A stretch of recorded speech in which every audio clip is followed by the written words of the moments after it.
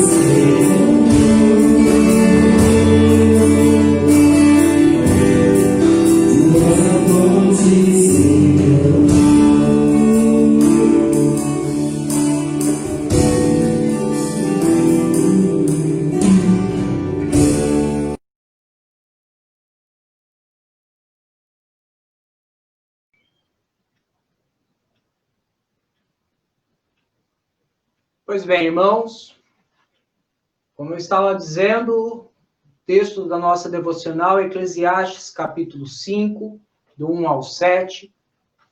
Mas antes de fazermos a leitura, vamos relembrar aqui o que nós abordamos no que diz respeito ao livro de Eclesiastes. Por que é importante a gente fazer uma recapitulação breve? Porque Salomão, ele inicia este livro na proposta de desconstruir tudo aquilo que o homem está apegado e buscando o sentido da vida. Então, ele desconstrói a importância das conquistas, ele desconstrói a importância do conhecimento, do trabalho exagerado. O que ele está querendo dizer? Não está falando que essas coisas são ruins, por exemplo, trabalhar, buscar conhecimento, conquistar alguma coisa, mas o que ele está querendo dizer é: essas coisas são fúteis, são passageiras. As nossas conquistas, se nós colocarmos o nosso coração nessas coisas, as conquistas hoje são belas, amanhã não significam mais nada, e o que sobra para nós? Então, Salomão está desconstruindo aquilo que nós, muitas vezes, temos uma tendência a nos agarrarmos. E ele começa dizendo, olha, a vida, as coisas dessa vida são fúteis. Há tempo para todas as coisas, hoje estamos felizes, amanhã nós não mais. Talvez pode acontecer alguma calamidade, alguma catástrofe, e trazer uma profunda dor à nossa alma. Hoje estamos saudáveis, amanhã talvez estaremos doentes. Hoje estamos aqui, amanhã talvez não. Então ele está dizendo, olha, perceba que essas coisas que você valoriza não significam nada. Você precisa entender que o dia de hoje precisa ser vivenciado com sabedoria. A semana passada falamos que a importância de se viver o dia com gratidão. Gratidão por quê? Porque a misericórdia do Senhor foi renovada. Com alegria, porque nós temos a oportunidade de vivenciar as bênçãos do Senhor aqui nesta terra, mas ainda assim com uma esperança de vivenciarmos por toda a eternidade na presença do Senhor. Com humildade. Por que humildade? Porque Salomão, ele compara a vida do homem com a vida do animal. Não em termos de valor, de significância. É claro que nós temos muito maior valor do que o animal, porque nós somos a imagem e semelhança do próprio Deus. Mas o que Salomão está dizendo é a fragilidade. Da mesma forma que um animal morre de uma maneira súbita, nós também sofremos essa realidade.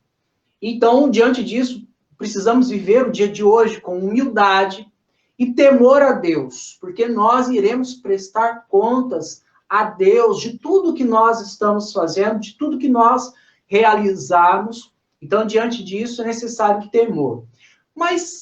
E hoje este é o tema, né? Um coração com temor a Deus, algo que tem se perdido cada dia que passa.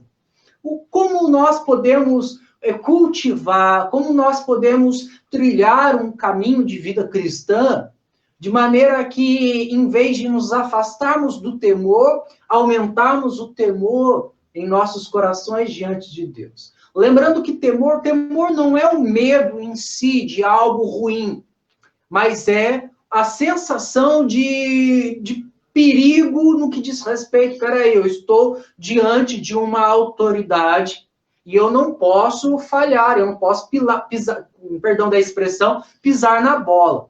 Então, eu estou diante de Deus, um Deus santo, perfeito, majestoso, rei dos reis. Eu sou um pecador, falho, e diante disso, como eu me apresento? Eu tenho que entender que eu não posso agir de qualquer jeito, como se estivesse me relacionando com outras pessoas, iguais a mim. Não, eu estou diante do rei dos reis, tá bom? Um exemplo muito claro disso, que nós conhecemos bastante, é quando Isaías se depara com o trono de Deus lá, e ele vê todo aquele ambiente de santidade, e ele treme, porque ele entende que ele está diante do Rei da Glória, tá bom? Uma vez que nós entendemos que é necessário buscar um caminho de temor, nós precisamos entender algumas coisas que dificultam este caminho de coração cheio de temor. Nós estamos vivendo uma geração atrevida. Em que sentido a geração atrevida? Os jovens de hoje, claro que não estou generalizando, também não vou generalizar tanto os pais quanto os filhos, mas vivemos uma geração de pais frouxos, de filhos insolentes e irreverentes. Insolente é aquela pessoa abusada, sabe? Que você repreende e ele tem um argumento para te condenar, te repreender também, conversando à altura. E irreverência é aquela postura de não levar nada a sério. O pai está falando sério e ele está dando risada, ou entra por um ouvido, sai pelo outro. Por que nós chegamos nessa situação? É claro que a irreverência, a insolência, é algo que já vem desde os primórdios da humanidade. Por conta do pecado, isso já entrou no desenvolvimento familiar. Mas não vamos voltar muito ao tempo, não. Vamos pensar aí uns 40, 50 anos atrás, ou até um pouco menos. Eu escuto muito falar que os pais, antigamente, os meus avós, por exemplo, só de olhar para o filho já sabia que ia sofrer, né? Que ia ser punido. Os pais eram severos, não tinha muito diálogo. O pai mandava e não tinha argumento. É isso, pronto, e acabou. Os filhos, em alguns momentos, eles cresceram e pensaram, olha, não, eu quero ter um diálogo com o meu filho. Eu não quero ser tão severo como meu pai foi com a minha vida. Lembrando que eu não estou generalizando, tá bom? Então, os pais, os filhos desses pais severos, tomaram uma iniciativa. Eu quero ter mais diálogo com o meu filho, eu quero tentar entender melhor os desafios que ele enfrenta. Eu não quero simplesmente mandar ele fazer e pronto, acabou. Eu quero conversar com ele, ver as possibilidades, tentar entender o que está acontecendo. E os pais, então, aumentaram o diálogo, mas, consequentemente, foram perdendo um pouco da autoridade. Seria mais ou menos assim, os pais, antigamente, muita autoridade, pouco diálogo. Os outros pais da próxima geração diminuíram a autoridade para não impor, simplesmente passaram a ouvir melhor os filhos. Os filhos desses pais que resolveram dialogar mais, pensaram, peraí, vamos conversar, eu quero conversar melhor com o meu filho. E passou a ter o filho como um amigo, com um companheiro ali da vida, podendo trocar ideias, conversar, dialogar, e já não há tanta presença de autoridade. O que há é um relacionamento de amizade. Mas quando se fala entre pai e filho, eu preciso entender, agora eu estou falando de mim, eu preciso entender que eu não sou amigo do meu filho, eu não sou amiguinho dos meus filhos. Eu sou pai deles. Eles precisam olhar para mim com autoridade. E hoje em dia, a figura da autoridade, ela está banalizada. Se você impõe algum limite para a sociedade já começa a atacá-lo com você é autoritário, o autoritarismo tem que cair, a ditadura, entre outras coisas. Então, nessa proposta de argumentar de que a autoridade precisa ser deixada de lado para que as pessoas sejam livres, surge, então, um sentimento de anarquia, um sentimento de repulsa a qualquer limite, a qualquer autoridade, a qualquer imposição. E nós temos visto que a sociedade hoje está caminhando em direção a isso. Cada dia que passa, as autoridades têm menos... as pessoas têm menos respeito pela autoridade. A sociedade está maltratando aqueles que são autoridade. E aí nós temos o desrespeito à figura paterna, materna, aos pais, aos anciãos. e logo de início aí nós já falamos que há, então, um rompimento, uma quebra do quinto mandamento, que é honra aos pais, honra aos mais velhos, honra aqueles que exercem autoridade, que têm conhecimento da vida e podem impor limites aos mais jovens e inexperientes. Então, há uma dificuldade de relacionamento de submissão. As pessoas não querem mais se submeter. Aí agora entra na questão da figura de Deus, da pessoa de Deus. A figura de Deus hoje está banalizada por muitos cristãos, por muitos que se dizem servos de Deus, porque aquele pensamento de, eu tenho liberdade para entrar na presença de Deus. Antes não, antes era... Hebreus fala um pouco sobre isso, antigamente as pessoas se relacionavam com Deus através do Monte Sinai, que é aquela figura de trovão, relâmpago, fogo, um grande sentimento de medo do povo em chegar perto de Deus. E Hebreus fala, agora o povo se relaciona no Monte Sinai, um local de relacionamento, de intimidade. Isso porque Cristo deu acesso, liberdade para que o homem entrasse na presença de Deus. O problema está quando nós passamos a tratar Deus como nosso amiguinho, achando que nós, o fato de Jesus ter, o próprio autor de Hebreus fala que nós temos condições de entrarmos na presença de Deus com intrepidez, ou seja, coragem, firmeza, mas não é arrogância, não é achar que você tem o direito de entrar, mas é entender que pelo sacrifício de Cristo, você tem acesso diante de Deus para se relacionar com Deus. Mas de maneira alguma isso anula o nosso sentimento de temor diante do Senhor, porque Deus não é nosso amiguinho. O próprio Senhor Jesus, lá em João, capítulo 15, versículo 14, ele diz, vós sois meus amigos se fazeis o que eu vos mando. Então, Jesus, em nenhum momento, embora ele se relacionasse intimamente ali, no processo de caminhada junto com os discípulos, ele deixou bem claro, vocês são meus amigos se me obedecerem, se submeterem à minha autoridade, se fizerem aquilo que eu vos mando.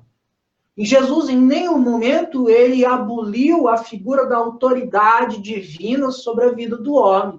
Pelo contrário, o próprio apóstolo Paulo fala que quando ele entra na presença do Senhor, quando ele se depara com o amor de Cristo, ele se sente constrangido e envergonhado.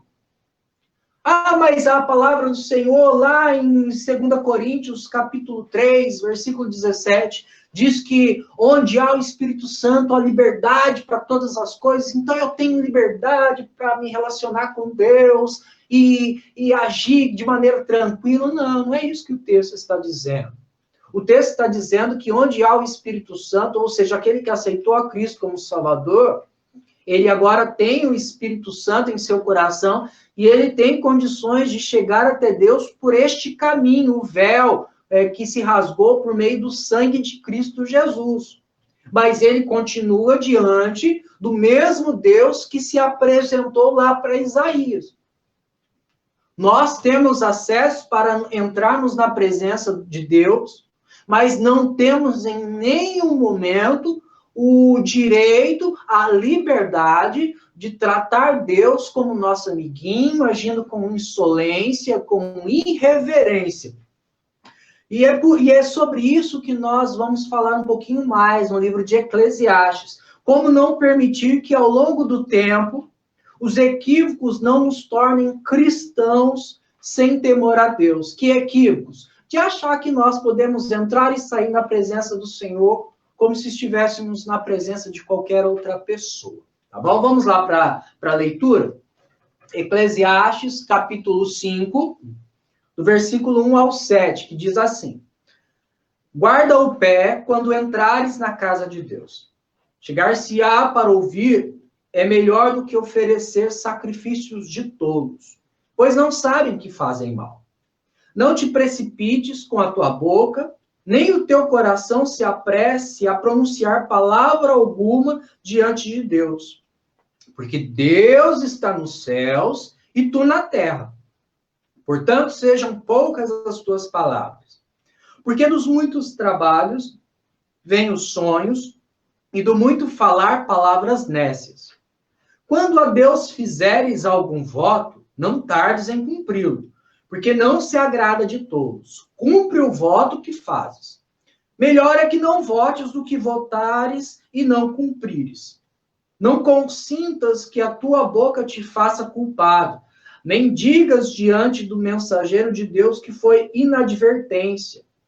Por que razão se iraria Deus por causa da tua palavra, a ponto de destruir as obras das tuas mãos? Porque como na multidão dos sonhos a vaidade, assim também nas muitas palavras, tu, porém, teme a Deus. Logo de início, aí neste trecho, Salomão fala, guarda o pé. Em outras palavras, ele está dizendo, olha, tenha reverência, trate com seriedade, porque você está diante de Deus, no templo do Senhor. Então, haja respeito dentro do templo. Eu lembro que, antigamente, eu ia para a igreja e havia aquele sentimento de respeito. Você não ouvia, muitas igrejas hoje ainda é assim, você não ouve um pio sequer, as pessoas entram caladas e saem caladas. Porque elas entendem, nós estamos no templo do Senhor, estamos diante do Senhor, temos que ter reverência. Nós precisamos entender algumas coisas. Eu não vejo problema de entrar na igreja, vamos falar na construção, e você conversar, cumprimentar os teus irmãos, porque nós temos a compreensão de que o templo de Deus somos nós. A reverência diante de Deus é constante, não é num espaço físico determinado. Mas deve-se haver respeito e silêncio, uma vez que o culto se inicia, uma vez que as pessoas estão chegando, para não atrapalhar os outros que querem compreender, que querem cultuar a Deus de uma maneira solene. Então, deve-se haver essa reverência, esse respeito. Não porque ali é o templo de Deus, porque nós somos o templo de Deus. Mas naquele contexto ali de Salomão, Salomão está dizendo, olha, lembra que a figura do templo para o povo de Israel era muito significante, era muito importante para eles, porque eles entendiam que ali Deus se fazia presente. Então, eles entravam na presença do Senhor, entendendo que ali Deus estava. E Salomão fala, então guarde o teu pé, seja reverente quando entrar na casa do Senhor. Sejam poucas tuas palavras para não apresentar sacrifícios, para não oferecer sacrifícios de tolos. O que é um sacrifício de tolo? Sacrifício de tolo é aquele sacrifício que a pessoa faz sem entender por que está fazendo, sem entender como deve fazer. Nós precisamos lembrar que quem era Salomão? Rei de Israel, um homem que casou com muitas mulheres, fazendo aliança com outros povos, e, consequentemente, ele viu a idolatria entrar no meio do povo por causa das suas próprias decisões. Salomão foi responsável até mesmo pela divisão do templo, do reino de Israel, porque ele permitiu que o povo se distanciasse de Deus. E ele não preparou aí o seu filho no temor do Senhor. Ele estava tão preocupado com tantas coisas do templo, a demanda no reino, a demanda era tão grande que ele se esqueceu de manter a pureza no culto ao Senhor. E com isso entraram outros deuses, idolatrias, cultos pagãos que se misturaram no meio do povo de Deus. E o povo passou a oferecer sacrifícios a Deus como se oferecia sacrifício a outros deuses, a outras entidades, a deuses que não existiam. A tratarem a Deus na mesma com a mesma reverência do que se tratava um ídolo. E os ídolos nós sabemos que não são nada. Por isso Salomão fala, olha, tenha reverência, não ofereça sacrifícios de tolo, porque Deus não é igual aos ídolos que vocês conhecem. Salomão, ele já fez uma leitura da sua trajetória de vida. Eclesiastes aí, provavelmente, é os últimos escritos de Salomão, na sua velhice. Ele havia se deparado com as suas frustrações, seus equívocos, e ele, então, está se preocupando em ensinar as próximas gerações a viver de maneira correta. Então, ele fala, então é melhor ouvir, porque nós, quando entramos na presença do Senhor, é melhor ouvir para compreender quem de fato Deus é. Se nós estamos atentos a entender, a compreender o que Deus deseja, o que Deus quer, os nossos sacrifícios serão adequados de acordo com Deus a qual nós servimos. Nós não temos que simplesmente oferecer sacrifícios a Deus para agradá-lo, para satisfazê-lo, para tentar aplacar a sua ira, ou até mesmo para alcançar alguma coisa dele. Os sacrifícios é uma resposta pelo fato da graça de Deus estar sobre a nossa vida. Nós vamos falar um pouquinho mais sobre isso. Mas muitos entravam na presença do Senhor tentando agradá-lo como se agradavam outros deuses, outros ídolos, tentando aplacar a ira em algumas determinadas questões. E Salomão está falando, Deus não é este ídolo que você está acostumado. Deus é necessário que entremos na presença de Deus, compreendendo quem de fato Ele é, para oferecermos sacrifícios de acordo com este Deus a qual nós estamos diante. Lá no versículo 2 e 3, Salomão começa a falar sobre as palavras tolas, palavras nécias. E ele diz, olha, não te precipites a falar com Deus, fale pouco diante de Deus. Porque nós somos muitas vezes tentados a falar, sem compreender quem Deus é. E as chances de falarmos bobeira na presença de Deus é muito grande. Nós temos o exemplo de Jó. Jó, ele, questionado por seus amigos, ele estava passando por um momento muito difícil. Os irmãos conhecem a história de Jó, e os amigos de Jó começam a debater com ele, a tentar entender o propósito, por que Jó está passando aquilo, e Jó sempre argumentando, questionando a postura dos seus amigos, tentando dar uma justificativa, demonstrar a sua revolta e indignação por causa daquele momento, porque ele entendia que era uma situação injusta, até o ponto dele chegar e falar, olha, maldito o dia que eu nasci, maldito o dia que minha mãe deu a luz a mim, eu não deveria nem ter nascido. O problema é que Jó, quando Deus se apresentou a Jó, Jó passou a falar com Deus da mesma forma que ele estava falando com os seus amigos. E ele começou a questionar a Deus, começou a falar com Deus no mesmo nível que ele estava falando com os seus amigos. E Deus falou, opa, peraí. Você acha que sabe alguma coisa, Jó? Você está falando, mas me diga uma coisa. Onde você estava quando eu criei os céus e a terra?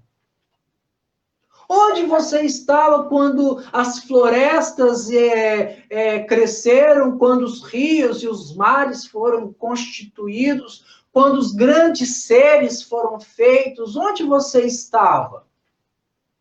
Quem você pensa que é para argumentar comigo como se entendesse, como se estivesse no mesmo nível para dialogar comigo? Até num determinado momento em que Jó, ele, diante de tudo que Deus falou com ele, ele falou, olha, a única coisa que eu posso fazer é me calar. Eu não tenho nem como mais falar alguma coisa com o Senhor, porque eu entendi que eu não sou ninguém diante do Senhor, que eu não tenho argumentos, que eu não tenho condições de reivindicar, de dialogar à altura com Deus, Criador dos céus e da terra. Até que a conclusão que Jó tira é: antes eu conhecia Deus apenas de ouvir, hoje meus olhos o viram. Em outras palavras, Jó, ele estava dizendo: eu não tenho o que falar diante de Deus.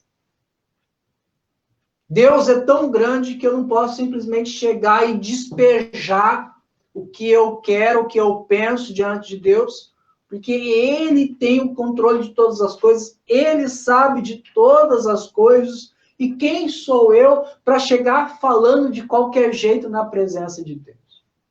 Lá no versículo 4 ao 7, agora ele vai falar sobre os votos, sobre você se prometer, jurar diante de Deus que vai fazer alguma coisa.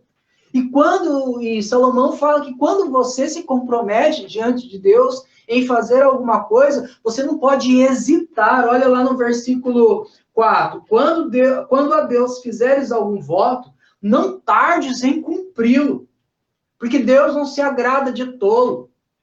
Salomão está falando: olha, não volta atrás. Lá no versículo 6, ele diz: não consintas que a tua boca te faça culpado, nem digas diante do mensageiro de Deus que foi inadvertência. Ele está falando: olha, não fala para o mensageiro de Deus que você fez um voto, mas não era isso que você queria, que depois você parou para pensar, você não vai conseguir, que você foi inadvertido, que você fez um voto sem parar para pensar. Isso é trazer desonra para você mesmo, e até mesmo consequências. Salomão, ele fala isso, para que Deus não destrua as obras das tuas mãos. E nós, muitas vezes, fazemos votos a Deus, e nós depois pensamos: eu não vou conseguir cumprir. E Salomão diz no versículo 5, é melhor então que nem votes, do que votares e não cumprir. Nós temos, quando se fala de voto, logo vem na mente o exemplo de Jefté. Vocês lembram a história de Jefté, né? Que Jefté está na luta lá contra os inimigos do povo de Deus, e ele está ali possuído pelo Espírito Santo, pelo Espírito de Deus, e em um determinado momento ele faz um voto. Ele fala: olha, Senhor, se o Senhor nos der a vitória, quando eu chegar em casa, a primeira pessoa que aparecer em casa, eu vou oferecê-lo a Deus. E ele então vence, o povo de Israel vence, e Jefté está chegando na tua casa, e quem sai para recebê-lo com alegria? A sua filha. E ele então começa a rasgar as suas vestes e dizer: olha, por que você saiu? Agora eu vou ter que te oferecer a Deus. Alguns entendem que, de fato, Jefté sacrificou a filha a Deus como holocausto. Mas eu tenho dificuldades para entender essa questão, porque Jefté era um homem sábio e ele entendia que em nenhum momento na lei se aceitava o holocausto humano como os outros povos, tá bom? Uma leitura que nós podemos fazer é que Jefté prometeu oferecer a Deus ou holocausto. Então, quando ele se depara com a filha, então, ao saber do seu voto, ela sai junto com as suas amigas para chorar, porque ela entendeu que o seu pai havia prometido ela para servir no templo, e com isso ela não iria casar, não iria constituir família, iria viver apenas para servir nas coisas de Deus. Seria uma mulher que ia se preocupar apenas com as coisas de Deus e não mais constituir família. Então, por isso, ela chora a virgindade dela, junto com suas amigas e tal. Eu caminho por este lado, tá bom? Eu não imagino que Jefté tenha prometido sacrifício humano diante de Deus, porque isso parece um pouco incoerente com a figura de Jefté. Lembrando que Jefté é tido como um homem da fé. Lá na galeria lá de Hebreus, o nome dele é citado como um dos homens da fé. Tá bom? Então, é difícil a gente imaginar que ele teria sido tolo a ponto de transgredir a lei de Deus, uma vez que ele estava com o Espírito Santo sobre ele ali para liderar o povo.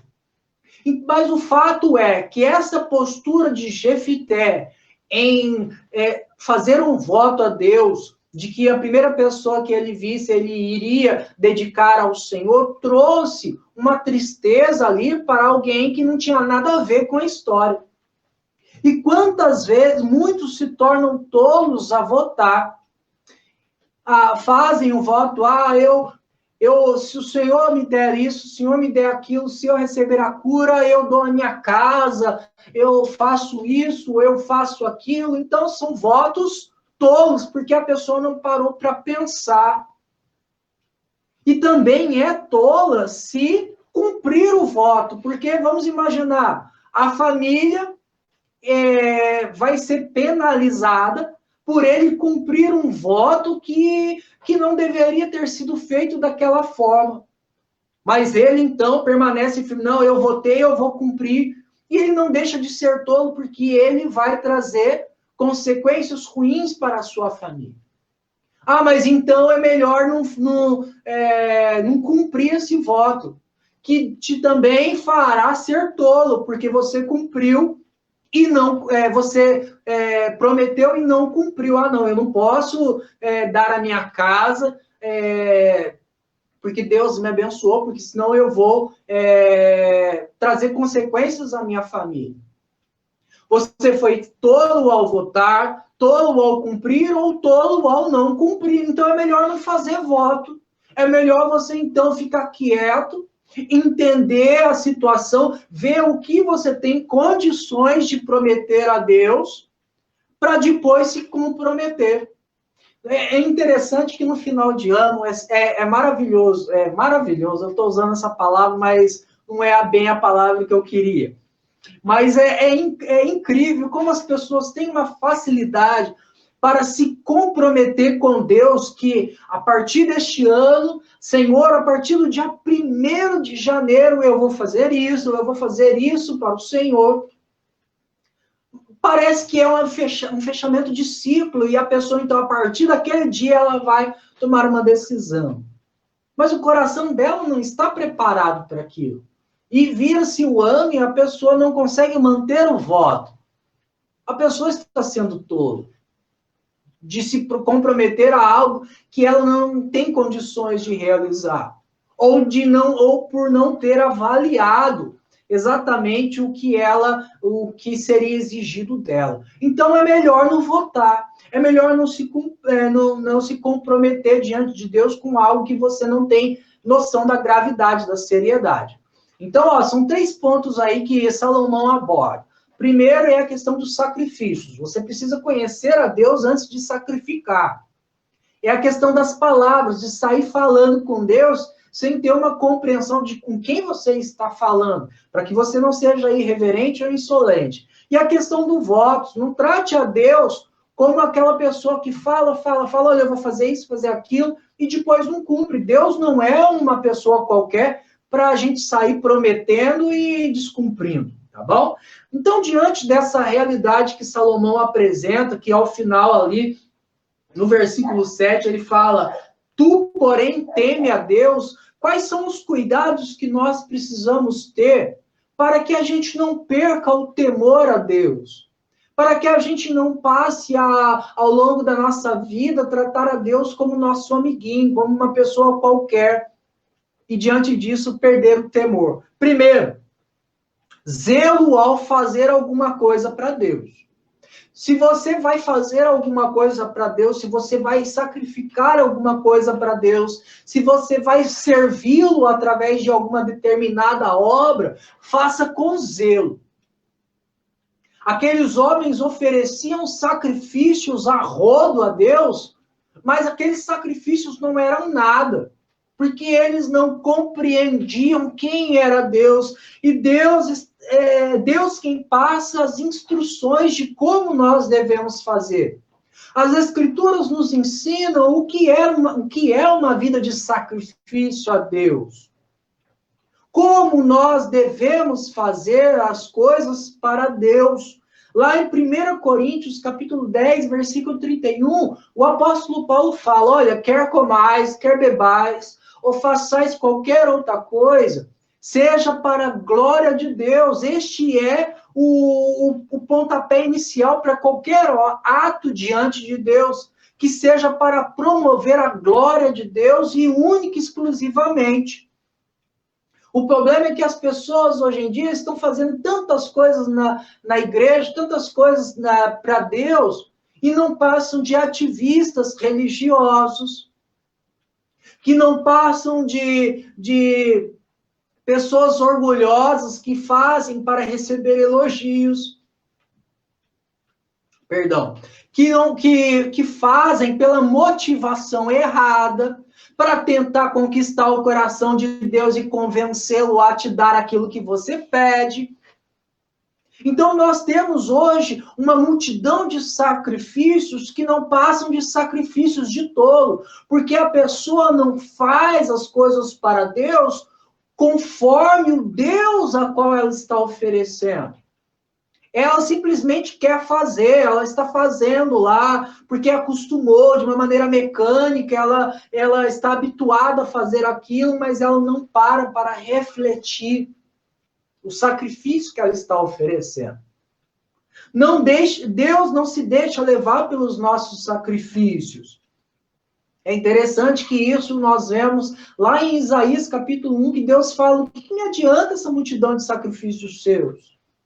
Se vocês não andam em justiça, se vocês não compreendem o que eu exijo de vocês, do que me adianta esse monte de animais mortos oferecidos em holocaustos?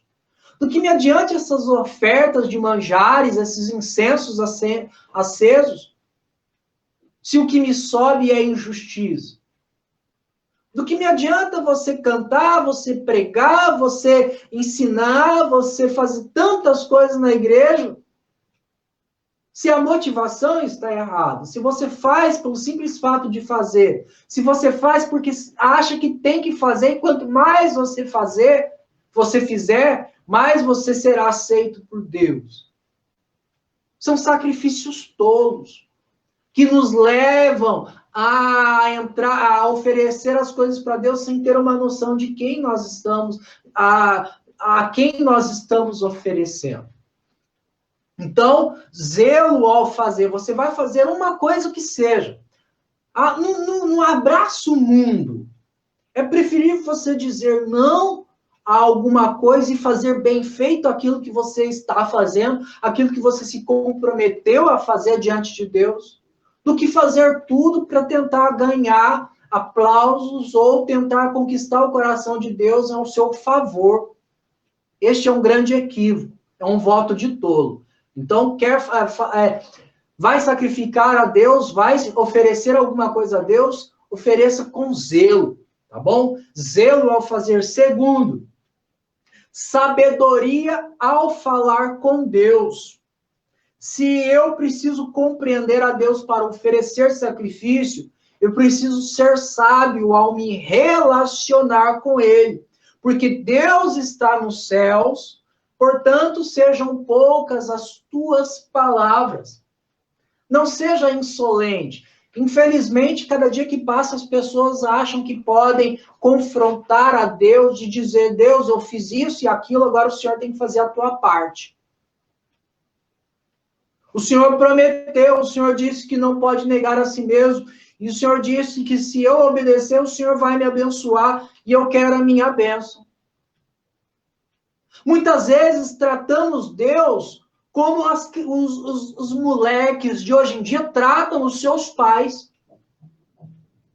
Tratamos a Deus como os jovens, os insolentes dessa geração tratam as autoridades, achando que estão no mesmo patamar de dialogar e de que até sabem mais do que o próprio Deus para questionar alguma coisa. O Senhor não entende a minha situação, por isso eu estou aqui explicando qual é a minha situação, para que o Senhor me abençoe de acordo com o que eu necessito.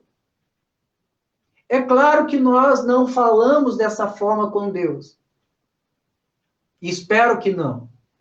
Mas muitas vezes as nossas atitudes, as nossas reivindicações são mais insolentes do que respeitosas. São insolentes a ponto de achar que Deus tem que fazer alguma coisa.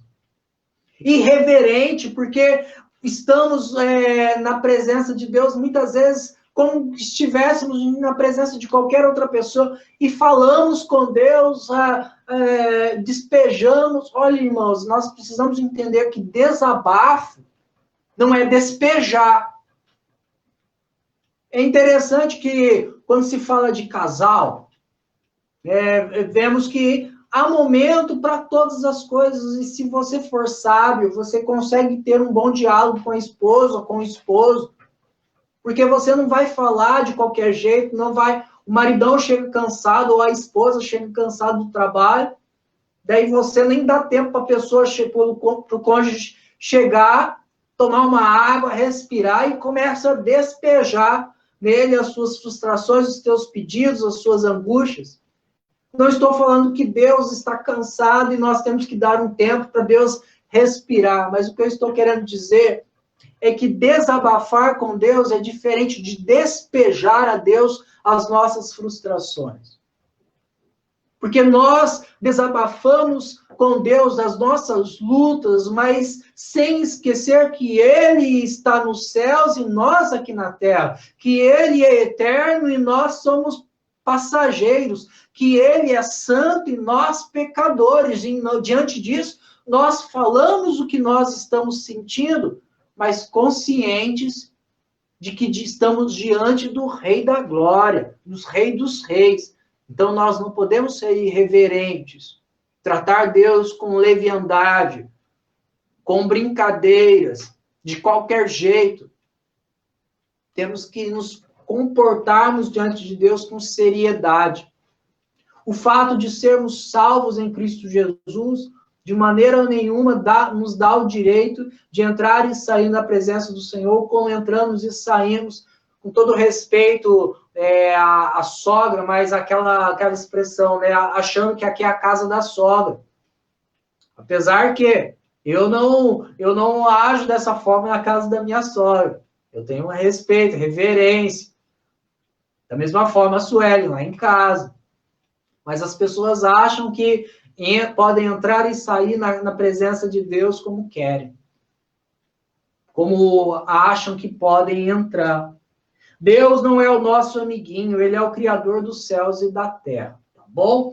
E agora nós vamos para o terceiro e último cuidado que nós precisamos ter para manter o temor em nosso coração. Primeiro é zelo ao fazer. Segundo é sabedoria ao falar. E terceiro é prudência ao prometer alguma coisa a Deus, aos nossos votos. Lá em Mateus, capítulo 21, versículo 28 ao 30, narra os dois filhos que o pai chega, olha, você pode ir lá na minha vinha, e um primeiro filho fala, não, pode deixar, eu vou, pai, vou sim. E chegou para o outro e falou, filho, você pode ir lá na minha vinha? Ah, pai, eu não vou, não.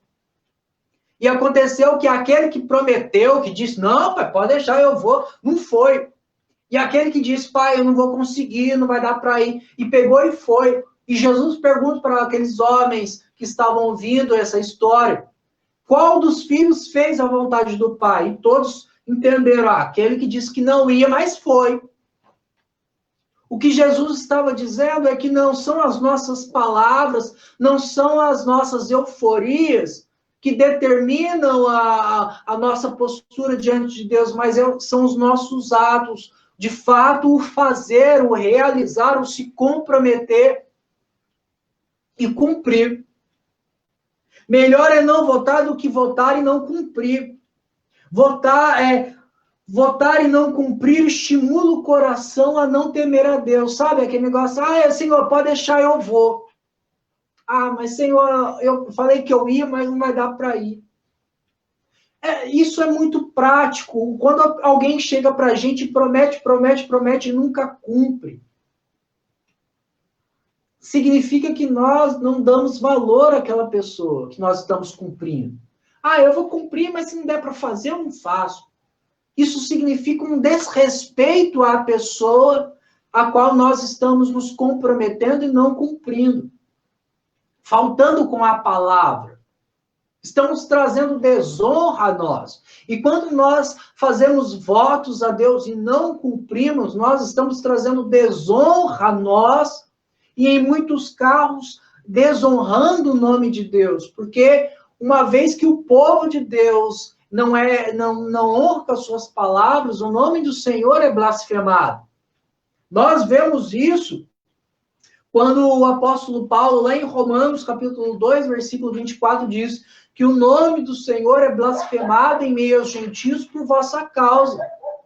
Porque vocês são hipócritas, agem, falando dos judeus, agem de uma maneira, falam de uma maneira e agem de outra. E com isso vocês permitem que os gentios zombem do nome de Deus. Prometeu, cumpra. Se comprometeu a Deus, lute com todas as suas forças para fazer aquilo a qual você se comprometeu. Por isso é importante você fazer uma avaliação. Peraí, eu tenho condições de fazer aquilo que eu me comprometi a fazer? Eu assumi uma determinada função, uma determinada atividade, eu me comprometi a fazer alguma coisa na igreja, ou para minha família. Antes de se comprometer, avalie. O próprio Senhor Jesus disse àqueles que queriam, ele disse, olha, eu não tenho nem onde reclinar a cabeça. Vocês querem me seguir? O que eu tenho para vocês é cruz. Vocês estão dispostos a carregar? E nós precisamos entender que nos comprometermos com Deus, nós temos que lutar com todas as forças para cumprir, para não fazermos votos de tolo, tá bom? Então, se você quer trilhar um caminho de temor ao Senhor, primeiro, zelo ao fazer alguma coisa para Deus. Segundo, sabedoria ao falar alguma coisa para Deus. Não sai falando com Deus como se você estivesse falando com qualquer pessoa. Terceiro, prudência ao prometer alguma coisa para Deus. Para que você não corra o risco de prometer e não cumprir a ponto de você esquecer a quem você está prometendo. Tá bom? E assim trazer desonra ao teu coração.